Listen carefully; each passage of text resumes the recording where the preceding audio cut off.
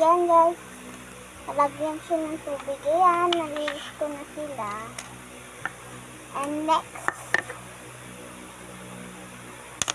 it's this pabango. Nakita ko din ito sa pagkakitan. Kasi may gaman ko.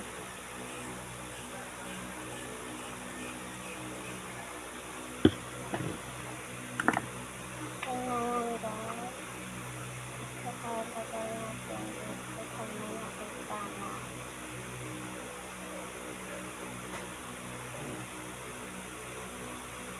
Yung okay na mga besh. Today hahaluin natin.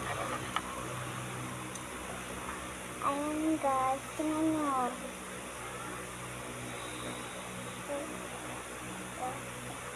Ay, nagtataktak siya mga besh.